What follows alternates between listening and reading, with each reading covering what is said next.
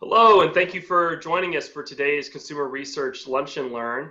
My name is William Hild. I'm the Executive Director of Consumers Research, and I'm joined today for a very interesting conversation. I'm joined today with Brian Knight. He is the Senior Research Fellow and Director of Innovation and Governance at the Mercatus Center.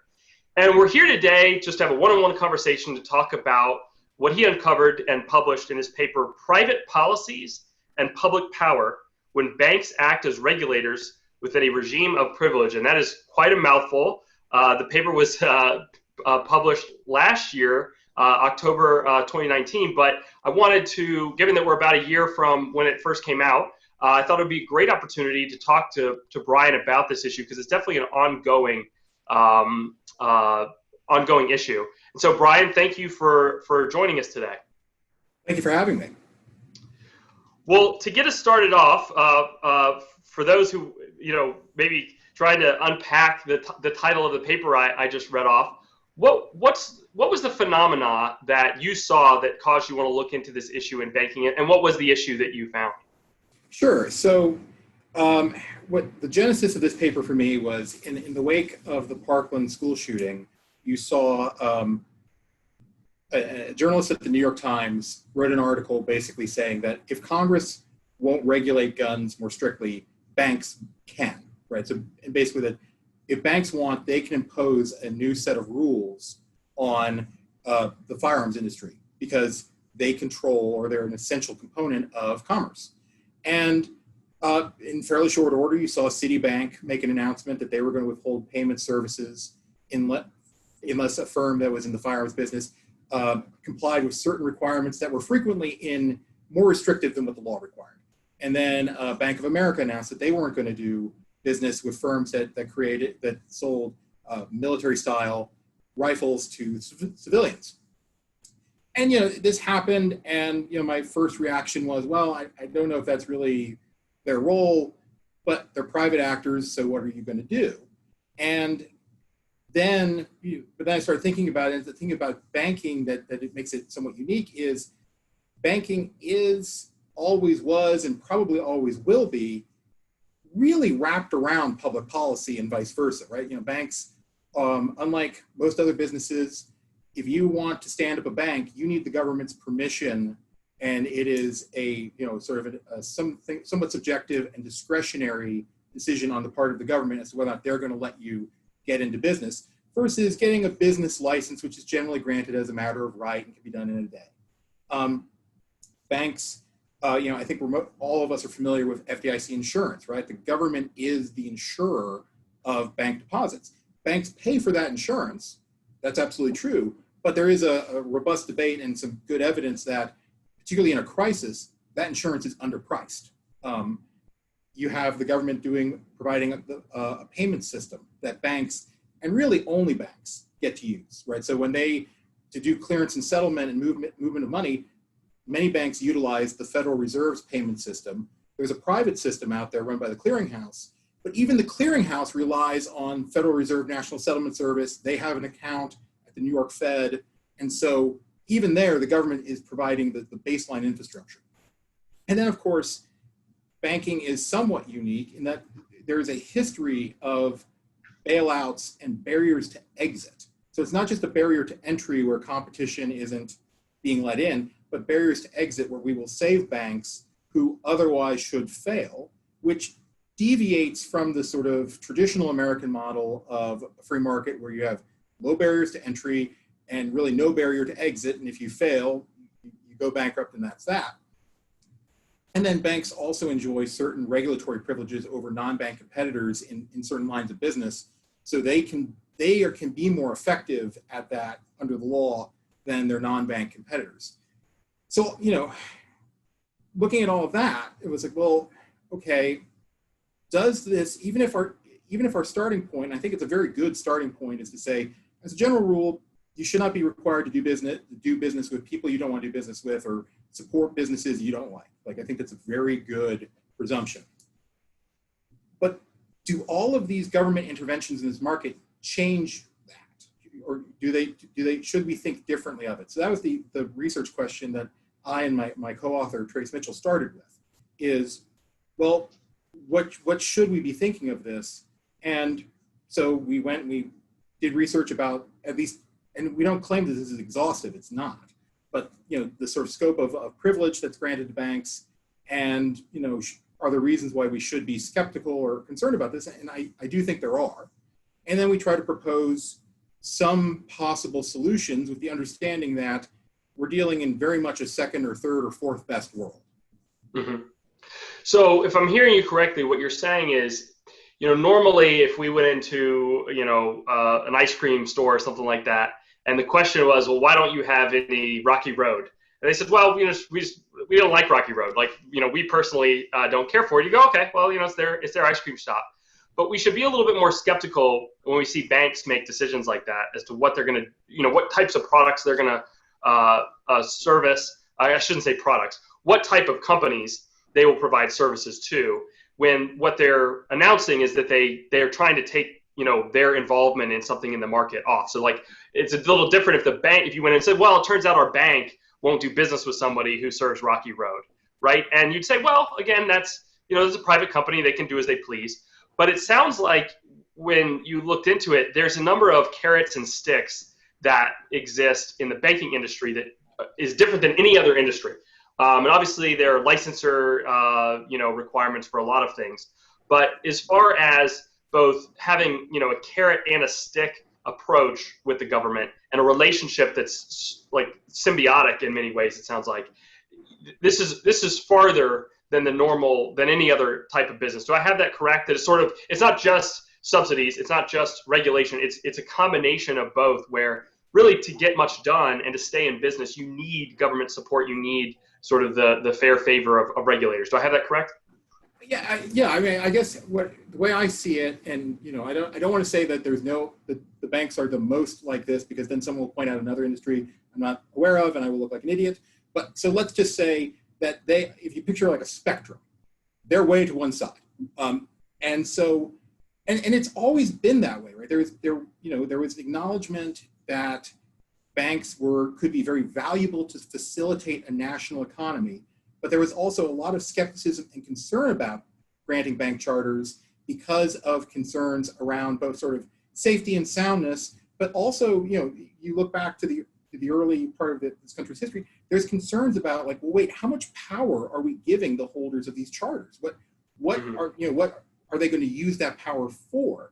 And it's gone kind of back and forth. And, what we found is that the thing motivating all of these, or at least that's put forward as motivating all of these powers and all these unique things, is a recognition that banking services, credit, money transfer, deposits are essential to a functioning economy. Without them, or a functioning modern economy, and a functioning growing economy, and a functioning innovative economy. If you don't have something that will do those functions, you're in deep trouble. And what we've chosen to do is have banks. And then we will give banks certain powers. We will limit competition. In the past, the reasons for limiting competition ranged from just graft, just hey, you're my buddy and I'm going to give you a local monopoly, to concerns about safety and soundness, where it's like, well, look, if things get too competitive, banks will fail, and we just don't want banks to fail. And I can't imagine, to use your ice cream example, I would hope we would never say like, oh, if the ice cream market gets too competitive, ice cream shops will fail. Well, okay. Right. But with banks, it's like, ooh, we don't want too much competition because it might cause failure. And then, it gets to the point where we saw in the 2008 crisis a recognition or a belief that if we allow banks to fail, particularly very large banks, there will be these knock-on effects on the economy. Things will break down to the point where an economic crisis becomes an economic, apocalypse. And so we need to protect these banks. We need to protect these institutions, large and small. And so the carrots and sticks, the benefits and costs that banks receive from public policy are there to help banks facilitate a functioning economy. And that's, there's sort of offensive and defensive elements to that, right? We will help you lend interstate because we want effective credit. We'll help you, we'll ensure deposits so that we don't have bank runs, which then create knock-on effects and problems. We'll bail you out because we don't want the failure of Citibank to lead to an even greater economic calamity. All of which, is justified around the sort of unique, quote unquote, unique notion or role that banks are supposed to serve in the economy.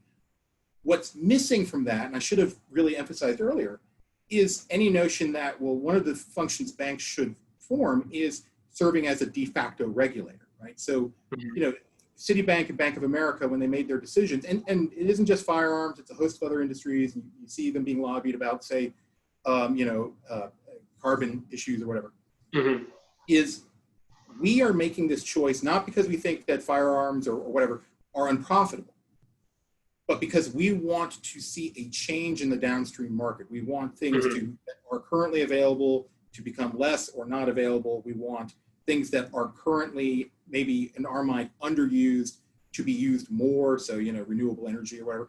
And so there is this, it's not just a purely internal profit and loss decision, it's we want to change the world and we have some power to do it.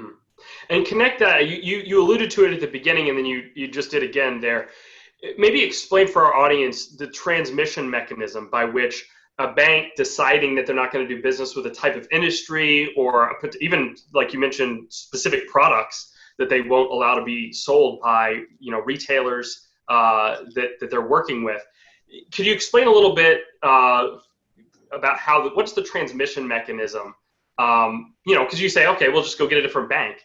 What are the advantages and disadvantages that they're trying to transmit out into the business space that then have effects for consumers? Is what you would see on a shelf or what is available to order from different companies. Could you spell that out a little bit just to make sure everyone understands like what they don't really care what the banks do, right? What they're trying to leverage, and when I say they, I just mean anyone who would want to use this power of any political stripe or issue, right? The idea that we would leverage that, it's not the bank itself, it's that transmission mechanism. Could you spell that out for our audience a little bit? Sure. So the theory is that if you impede a firm's ability to access banking services, the ability to clear and settle payments or receive payments, the ability to access credit, the ability to safely deposit money, that it raises the cost of doing that line of business. It raises the hassle factor of doing that line of business. And at the margin, it discourages doing that line of business. Now, to be very clear, it's not the same as if, say, the power company just shut off your power, right? Like banking exists in at least somewhat competitive market. How competitive is a source of, significant debate. But it isn't that there isn't competition, but it also isn't a case where you can say, well, there are 5,000 banks, so who cares? Because one, I believe that the top 10 banks have something about around 50% of assets and do around a little over 50% of loans. So, right there you have 10 institutions that if they kind of agree, they don't want to, or not agree because that would imply collusion, but they all kind of decide because they're under similar pressure. We're just not going to do business with you. Well, suddenly the relevant banking marketplace gets much smaller. Or you see that in local areas, particularly say rural areas, the local bank has an outsized presence in the market. This is weakening somewhat with technology and interstate banking, but there are reasons to be concerned about that. And as we saw with choke point, right, which is the government coming in and leaning on banks to discontinue services. For certain industries, losing their bank account, or for certain participants in certain industries, losing their bank account was really damaging. It was really made their lives quite difficult, even if in theory there are a whole bunch of other banks. Because of course, one, other banks were leery to do business with them, but two, that type of disruption matters. So when we're assessing part of the problem, and I would say that I think in our paper our primary concern is sort of the abuse of power concern, but the secondary concern that may get more acute over time is the costs of being denied access, or and purely if banking becomes more and more concentrated, there is that risk. And it isn't. I don't think the only standard is, I can't find anyone to give me a loan or I can't find anyone to bank me. it's now more difficult or more expensive. The final point I'd make is that for certain types of services, like if you're a large company and you need to take a large loan, there are only a few banks that can actually do that, or will syndicate to do that, right? So it's not, yes, there are 5,000 banks in this country, but the People's Bank of East Pamunkah is not going to be able to write you $1 billion loan. Right. So when you think about how much, if you need to take a large loan, you're a medium-sized business, you're trying to make it to the next level, and you need a loan for a certain amount, 100 million or something like that, you're not going to be able to go. There's not 5,000 potential providers of that loan. There's a select few, a few hundred or 1,000 maybe, or excuse me, a few dozen or 100 maybe. And you've got, if they start locking you out of the system because of a politically unfavorable portion of your business, or not even necessarily, and I don't even mean that in the sense of unpopular, broadly speaking. It could just be unpopular with a specific set of regulators who don't like it. Then you've got a real problem, it sounds like. And one of the things you noted in your paper that I found really interesting is federal government, it seems, has in some ways gotten rid of state level interest rate caps. So many states have caps on how much interest that may be below the market rate that you can charge for a loan, and federal policy allows you to use a different state's cap. If you do business in like 5 different states, you can kind of pick the one you'd like to go with, but only, again, if they give you permission. So there's this way in which you're at their disposal, you're at their decision. And where I'm getting with this is there any sense, a lot of times, like with certain licensure requirements in law or medicine, it's a set of to-dos, then you do the to-dos, and there's no cognitive or subjective function going on by the person issuing the license or the permit or the permit. It's just, you did X. The law says when you do X, Y happens, you get a permit. Is that the case in banking, or is there more subjectivity? Is there more optionality for the regulators sort of make, use their own best guess or discretion? And how does that differ a little bit versus a lot of these other things? Yeah, so I mean, chartering has, comparatively a lot of subjectivity and is relatively opaque. So like chartering decisions by regulators, they have a lot of discretion, and courts defer to them. And so, and there's a lot of language in the statute, in the regulations, both at the state and federal level, that regulators could hide behind if they wanted, to deny access to a charter, to deny FDIC insurance, right? So, and it'd be very hard to pin them down, right? Unless they just came out and said, we just disagree with this line of legal business you're involved in, and therefore we're going to deny you a charter. Well, then yeah, you could probably go to court and get some redress, but they're never going to say that, right? And to be clear, I don't want to imply, because I don't think there's sufficient evidence to make the allegation that that is currently happening. But, it is a possibility that could occur given the level of opacity. The other part of this discretion that sort of has led to problems is historically, there's evidence that this discretion has restricted access or restricted entry. And so if you get in, if you're on the inside, you have less to be worried about in terms of new competitors entering the space because of this barrier. Even if it's just that the OCC or the FDIC or a state regulator is just like, yeah, we just don't feel like we think we have too many banks. We don't think we need another bank or whatever. If you're talking about an ice cream shop, to use that example, the way you figure out whether or not a location needs an extra ice cream shop is you open up the ice cream shop, and it succeeds or it fails. The market will tell you. Here, the regulator gets a say about like, oh, I don't know if we need another bank.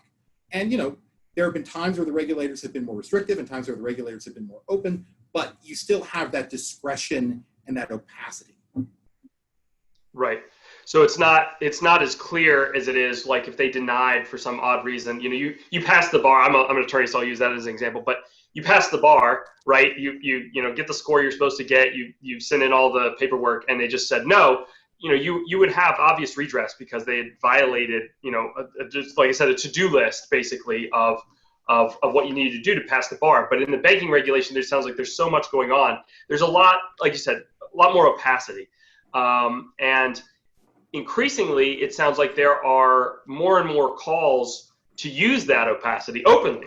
People, like you said, you mentioned in the New York Times, people writing about, wanting to use this. And I think that's what I took away from your paper is a big concern about sort of a rush to informalize, right, power. Normally, we think in a democratic system that if we want to ban something, either at the state or federal level, we call our congressman in the 11th grade civics class sense, and we get popular support behind banning something or regulating it, changing the way it shows up in the market, or not at all.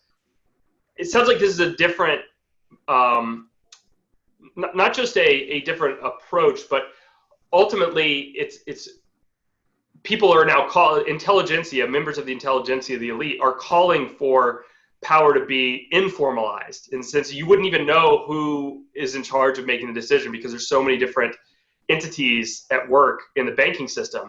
So you do articulate from your perspective, what's some of the dangers in that? You did a great job in your paper. Let's say, you do think it's why not use the banking system? What is the downfall of informalizing, or what is the downside of informalizing some of this power and making it sort of more opaque?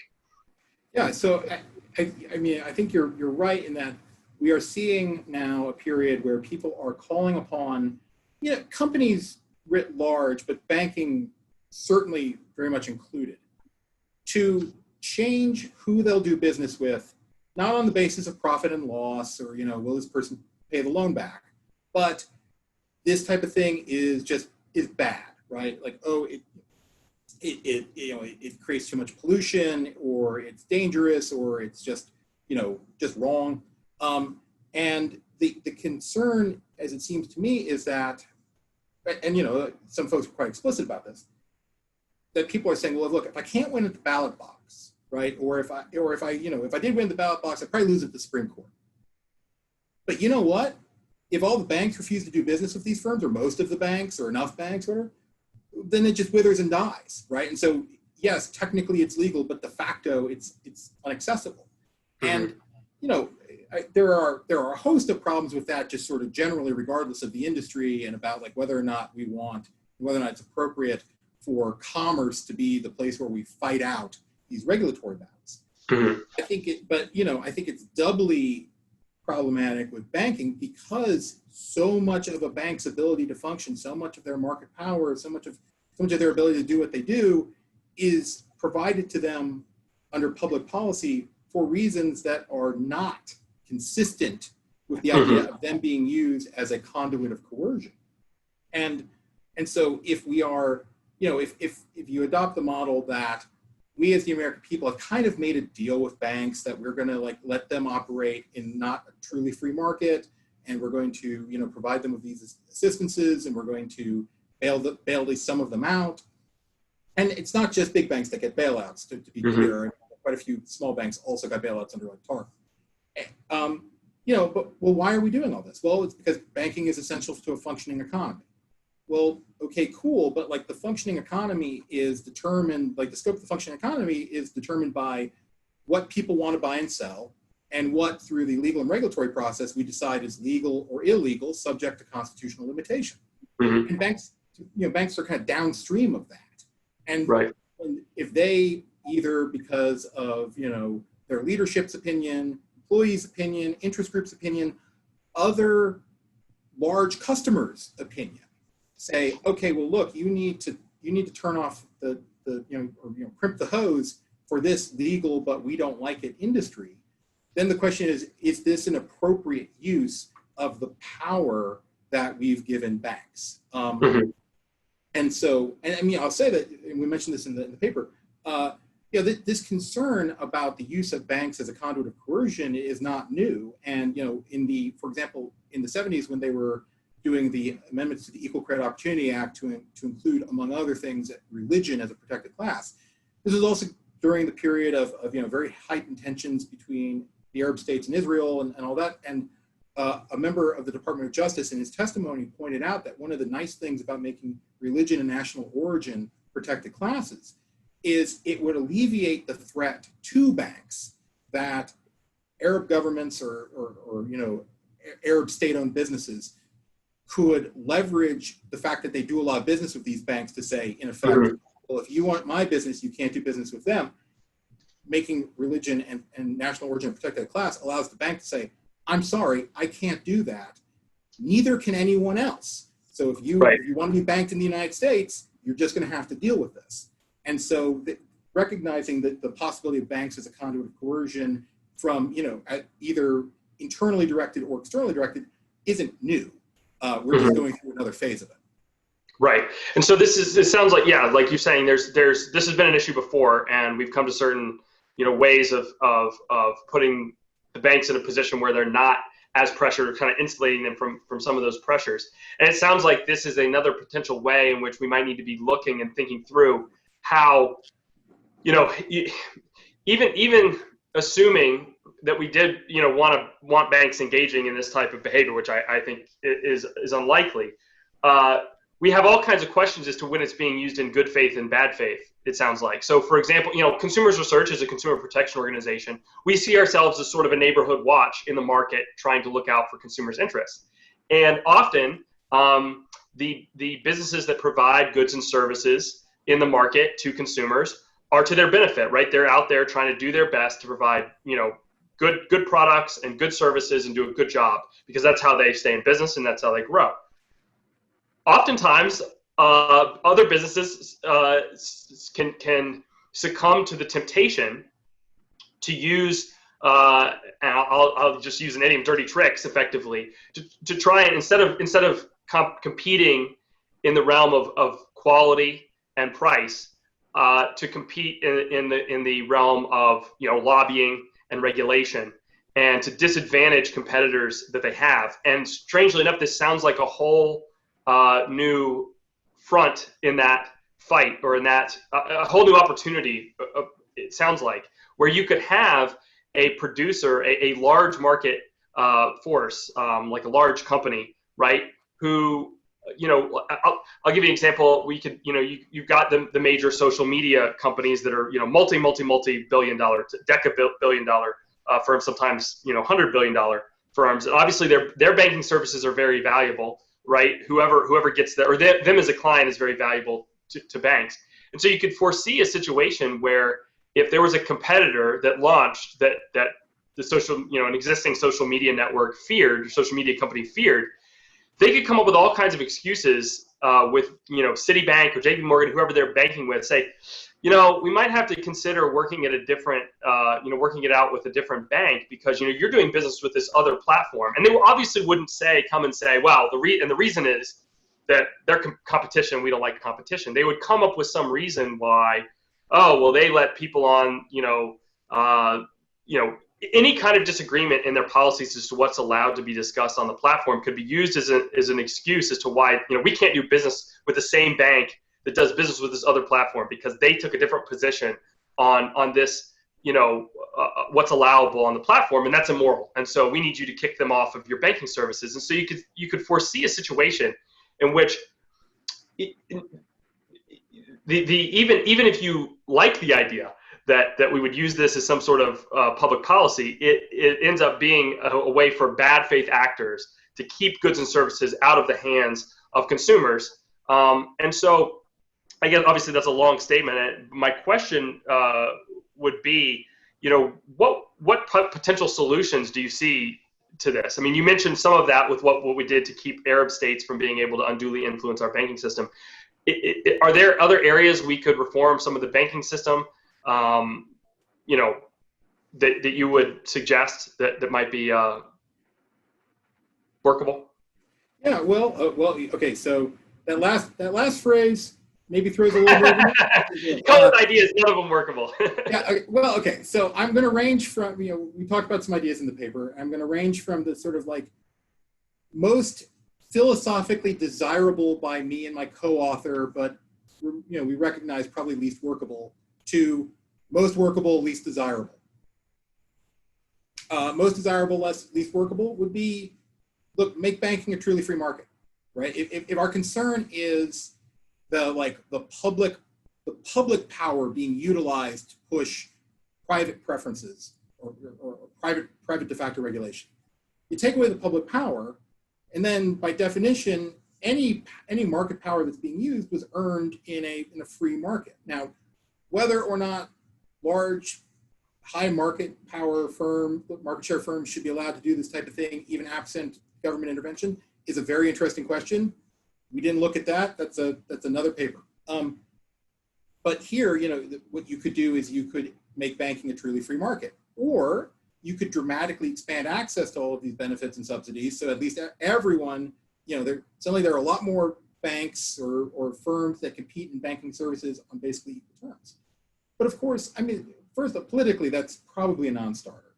And we've, I'll acknowledge that as much as I want to think that you could make banking a truly free market, and you may very well be able to, a lot of people disagree, a lot of very smart people disagree, and we got to where we are now, in part because at various crises, people decided that this was the best option to address a very real problem. And while you can't get an ought from an is, I want to have the intellectual humility to acknowledge that, I don't know, maybe they were onto something.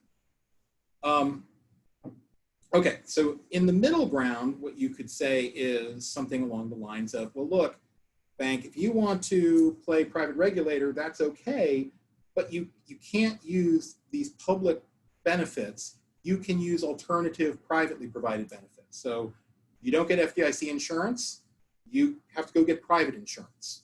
You don't get to use the Fed's payment system, you have to find a truly private payment system and use that.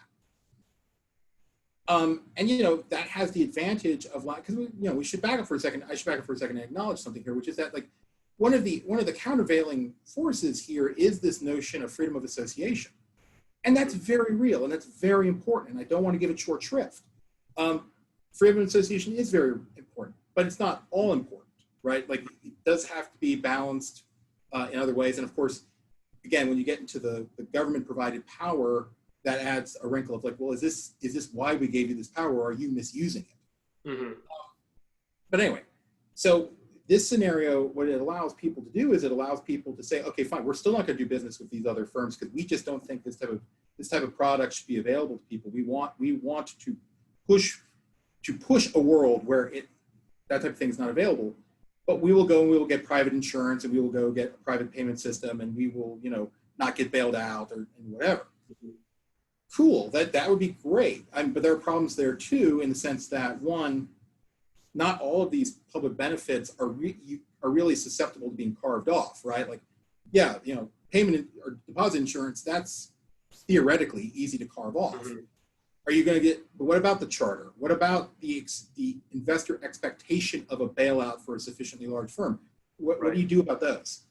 And the other thing is, well, this is going to put the regulator in a difficult position, in the sense that, instead of being well, I know your insurer is the FDIC, and I have complete confidence in the FDIC because it's ultimately backed by full faith and credit of the U.S. government. Now your insurer is this private firm, and I as the bank regulator have to go and assess, is this actually valid? Is this insurer, can they actually make good? It's not that it's undoable, but it's different and it's challenging. And then the least desirable philosophically, but the most easy to achieve, would be to basically extend the concept of anti-discrimination law to, or borrow from the concept of anti-discrimination law to prohibit banks making decisions on the basis of wanting to de facto regulate. And so that doesn't impose a duty to serve, like, say, becoming a public utility would. I don't think we want banks to have a duty to serve, at least with regard to things like credit, because we want them exercising discretion, assessing what is the best, what's the most efficient use of capital. But what it would say is, when you're making those decisions, you can't take certain criteria into your decision making, just like you can't take criteria like, the protected classes, religion, race, gender, whatever. And so the downside to that is that that would be a significant limitation on freedom of association.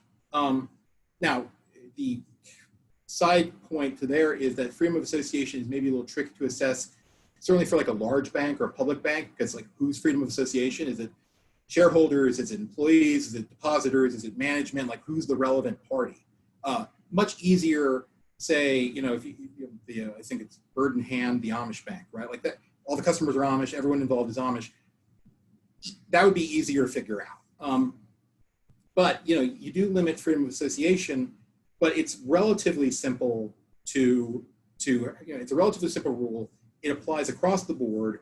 You don't have to worry about it. And you see, like in our research, we found out, thanks to Josh Blackman's blog, that Georgia actually has a law on its books that prohibits banks from discriminating against gun businesses simply because they're gun businesses. Mm-hmm.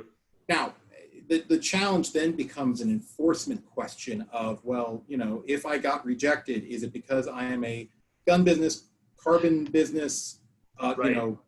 Kombucha business, whatever, like we're industry agnostic? Or is it because, in fact, I am not a good candidate for their services? And, that's something that regulators or private plaintiffs would have to, prove up. But that's kind of what we do now in anti-discrimination law. So it's not like it's unheard of. So those are some potential solutions. Now there's a fourth one here, and we, like I said, we have freedom of association, and that's very important. So it is entirely possible. I think it's a reasonable position to say, either A, look, this is fine. Private, they're I still believe they're private actors. We can debate that, or purely private actors. We can debate that.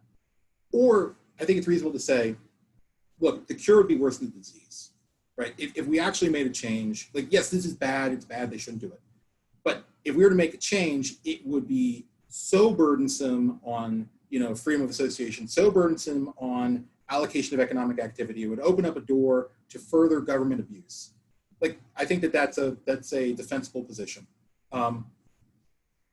But at a minimum, then, I think we should make explicit this notion of like, okay, we're giving you all this power to facilitate an economy, but also to kind of shape an economy. Like, that's part of what we're giving you this power for. And let's see how that sits with the American people. Let's see if they look at that and say, I'm okay with this, or it's worth it. Or do they say, no, that's not acceptable, and we need to reevaluate the allocation of costs and benefits and powers. Let's at least be transparent about it. Mm-hmm. Yeah, and that's kind of what I was getting at with the formalized versus informalized power. Is right now it's not explicit. It's just sort of being done, via op-ed at the New York Times, which is obviously not an egalitarian. It sort of strikes me, living in the DC metropolitan area before our the onset of COVID. One of the things I always found interesting was the amount of advertising that is taken out on the metro subway for political issues, which, obviously DC is the headquarters of politics, and that to some extent that makes sense. But from an electoral perspective, it makes zero sense because, the DC does not constitute a particularly important electoral constituency if you, again, back to your 11th grade civics class, right? As far as senators and congressmen and that kind of thing, you in theory, you'd better spend your money in California or Florida or Texas or more populous state. But it makes sense in more of a realpolitik conception of you're influencing many of the regulators and the government aparcheks that are making many decisions. So you're actually getting in front of many of the people who make some of these decisions that aren't always clear cut. It's not always obvious, like, okay, X, Y, and Z is true, therefore I do this, I stamp this paper or I don't. There's a lot more at play as far as discretionary function, and to some extent we have formalized that. There's the sort of acknowledged. We know that what the FDA does, we know what the EPA does, and sometimes they change a little bit or they go after something they haven't done in the past, and we talk about that and we make a discussion. But this is an area which sort of under the radar or without anyone really holding a plebiscite or even really a public discussion about it. We've sort of let this seep in, and I could totally see a situation. And obviously, there are reasons to advertise political issues in the New York subway anyway, because they are, an electorate that matters. But you could also see increasingly situations where people are, targeting ads towards bankers against industries they don't like or products they don't like, because they understand that in the same way that it's, if you didn't like a drug and you didn't want it to get approved, it would be really good to get in front of all of the FDA workers. We might live in a future where if you don't want a certain thing sold or a certain service provided, even though it's legal, you might target advertisements towards the banking community, right? And convince, the CEO of JP Morgan and Citi or their, C-suite that these things are bad and they don't want to be involved in them or for whatever reason. And that's the thing I think that concerns me, and why I think this conversation was so important, is because it's not really being discussed. We're not having, we all agreed when the FDA was authorized to do this, we didn't agree with the individual people, right? No one voted on the individual bureaucrats, but we voted that the FDA would decide this sort of thing. Even though the FDA doesn't have to face an election, the EPA doesn't have to face an election, they're appointed by people who do. The people, the cabinet is run by people who do face elections. And so at least there's some feedback mechanism. And what strikes me about the call to move some of this decision-making into the financial community is much of this it goes on outside of that. There's no feedback loop. And I guess you could say there's, to push back on myself a little bit there, the bank regulators themselves answer to elected officials. But you're 3 or 4 steps removed from electoral accountability, and you're effectively making public policy style decisions without any sort of accountability. Well, it's been a year since you've published this. This is not an issue that's gone away. There have been more and more examples of calling for this. In fact, there was one Congresswoman, Alexandra Cortez, who grilled some of the banks when they were up before the House on what types of loans they were making and to who, in that sense, not just credit worthiness, but should they be, loaning to oil and gas and that kind of thing. What have you seen in the past year? Has this died down? Is this increasing? What are some of the, developments since you published this paper, and where do you see it going in the future? Yeah, so I think if anything, one, I think in some respects this sort of phenomenon is increasing, and I believe it was Congressman David Cortez who said, I believe this is what she said, and I apologize if I'm misquoting. There is more than one way to skin a cat, right? I believe that's the phrase she used. Right? She's basically look, maybe we can't win. There's a Republican Senate, so we can't, and a Republican president, so we can't do this via legislation. But we could pressure in other ways, including the financial system. And that's, that concept of is I think perhaps somewhat troubling, because our system is at least somewhat geared around this notion of no, there is there's a way to skin this particular cat. This is where we want that fight to be fought out. Now, to push back on myself a little bit, we should also acknowledge that, or we need to debate and sort of contemplate what's the role of private moral suasion, right? I don't think we want a world where, the only way to try to moderate someone else's behavior is government regulation. Right.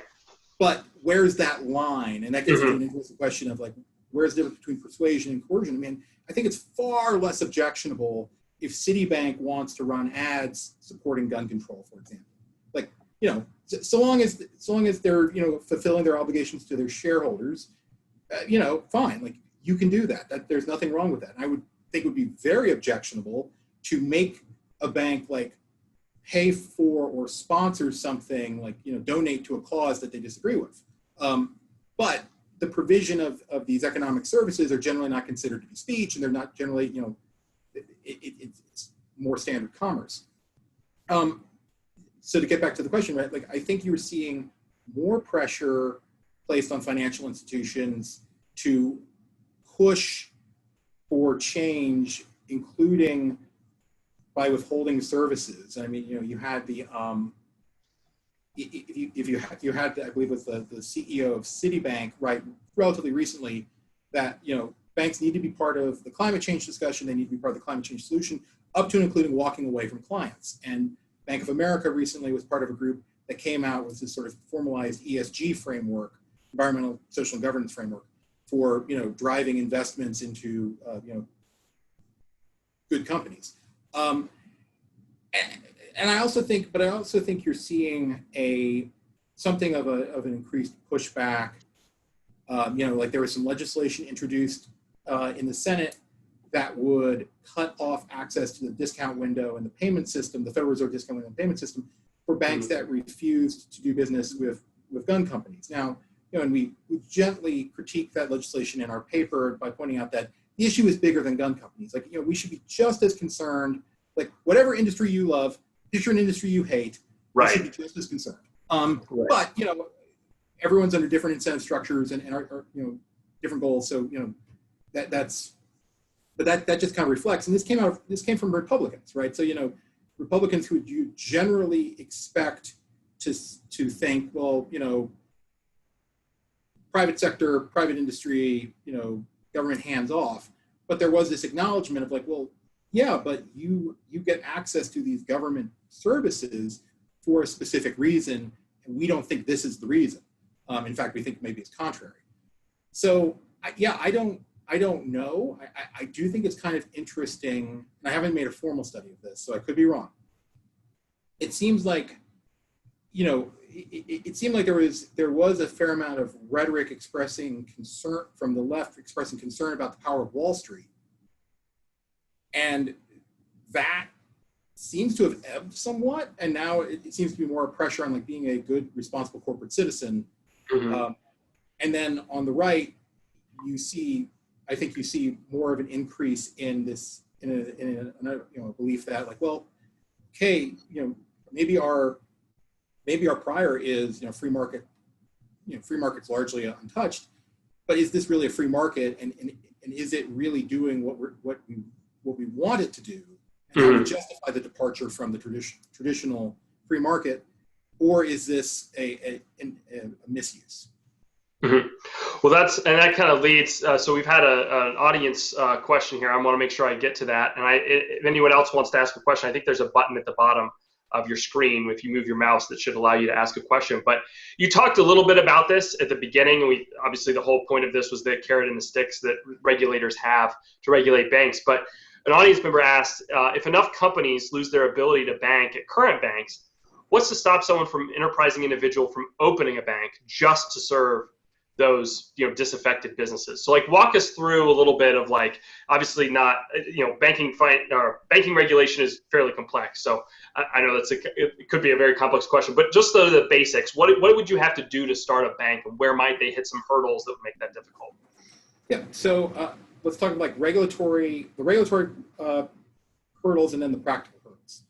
The regulatory hurdles are you need to get a charter, and those are granted at the chartering agency, state or federal discretion. And it takes a long time. It takes at least over a year to get there. And so in the while you're working on that, while you're raising money, you're not able to service these firms, right? You're not a bank yet. Okay, you get your charter. You're ready to go, right? Well, no, because you need FDIC insurance. There is a litigation going on right now about whether or not national banks truly need to be depositories. But to actually serve these companies, you're practically going to need FDIC insurance, and that's a separate process. And they have to sign off on it, and they have discretion, and that takes there's some overlap, but the FDIC tends to lag the chartering agency. So it's not unreasonable to expect this to be like sort of a 2 to 3 year windup.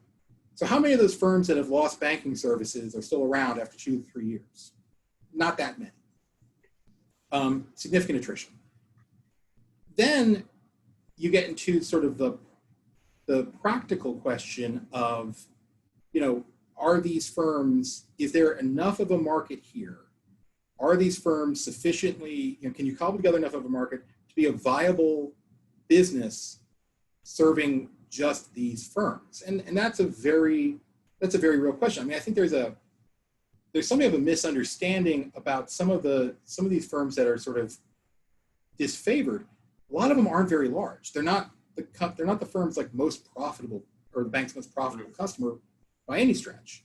And so, what we're talking about here is not necessarily like, oh, Google, everyone just kind of decided independently that they weren't going to do business with Google. And then the other question would be like, can you, as this new fledgling bank, offer services? Like, at what price are you offering these services? Because, it's possible you're not going to be able to offer them as efficiently and at the same cost point as previous banks. And that's fine. That's no fault on your part as this new bank. But for the end customers, there's still that harm, right? There's still this like, well, there's a disruption in service. I have to pay more, all of that.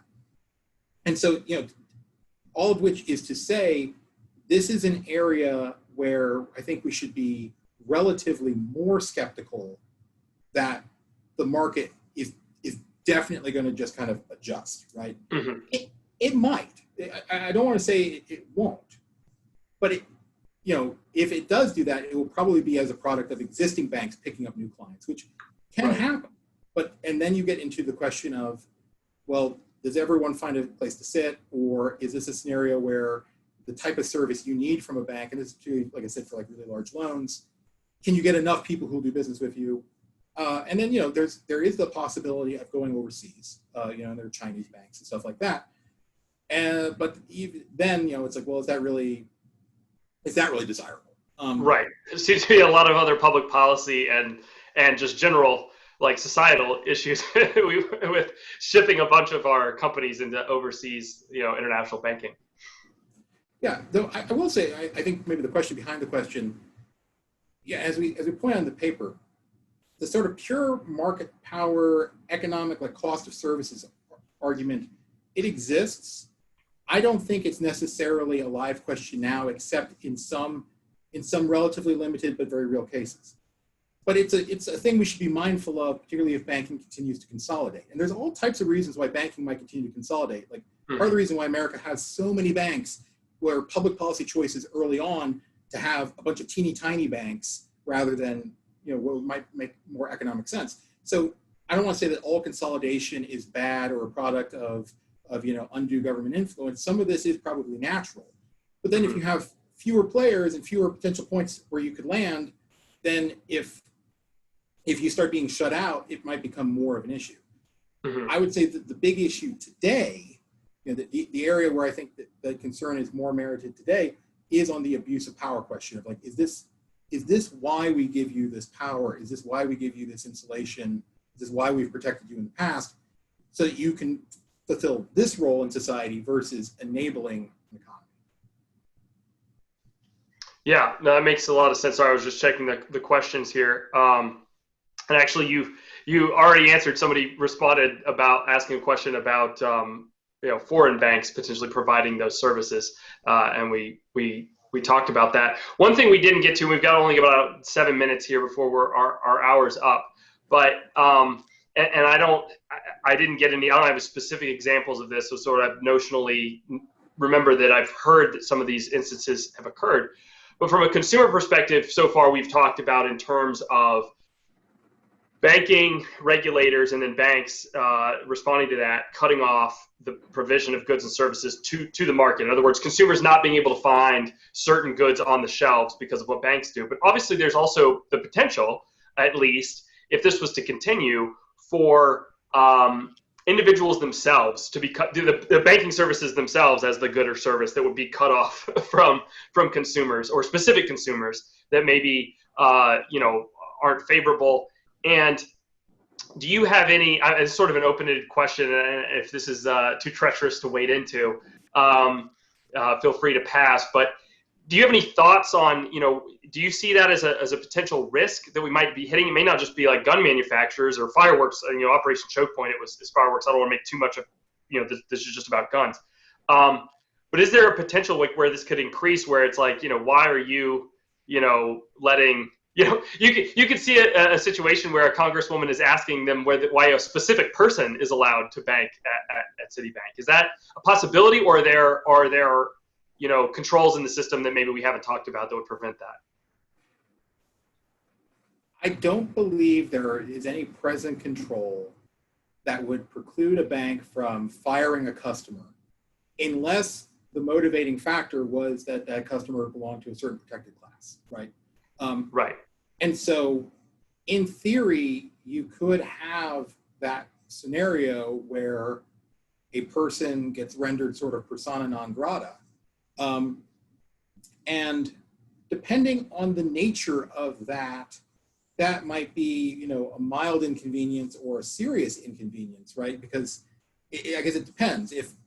If you know, a bank, you know, realizes that one of their customers holds some non-protected belief that they just particularly find kind of odious, and are like, we just want to deal with this person, and they quietly cut ties, and the next bank is oblivious and they walk across the street and whatever. Okay, fine.